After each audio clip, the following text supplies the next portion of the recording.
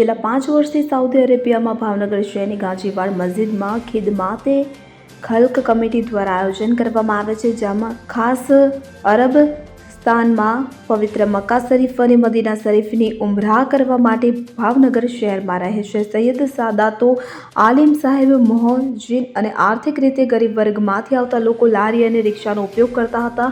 રમજાન મહિનામાં મજૂરી કામ કરતા મુસ્લિમ સમુદાયો માટે ડ્રો યોજવામાં આવે છે અને જેમના નામ ડ્રોમાં આવે છે તેમને આ સમિતિ દ્વારા ઉમરા માટે મફત મોકલવામાં આવે છે. આ ઉમરા લગભગ 15 દિવસ ચાલે છે. આ 15 દિવસ દરમિયાન સમિતિ દ્વારા મુસાફરી અને રહેવાની વ્યવસ્થા કરવામાં આવે છે.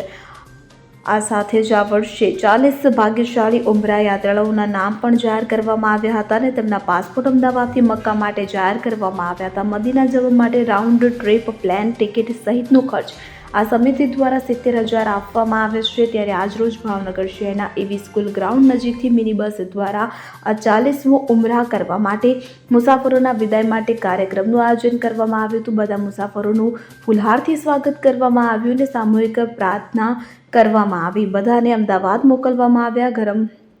અમદાવાદથી મક્કા મદીના શરીફ હવાઈ માર્ગે મોકલવામાં આવશે. ઉમદા કાર્યને સફળ બનાવવા માટે ખાલ્ક કમિટીના આગેવાન ઇમામ હઝરત જેમણે ખૂબ જ સહયોગ આપ્યો છે તે મૌલાના ઈસાક સાહેબ, રઉફભાઈ ક્લાસિક, સોહિલભાઈ હમીરાની એટલે કે advocate, Kalubhai Belim, હનીફભાઈ કાલવા, રિયાઝભાઈ ઓઇલમેન, આદિલભાઈ દોલા, યાસીનભાઈ little garments, Akbarbhai Khimani, સલીમભાઈ લોખંડી, સલીમભાઈ લોખંડી વગેરે મહાનુભાવો ઉપસ્થિત રહ્યા હતા ઉમદા કાર્યને સફળ બનાવવા માટે.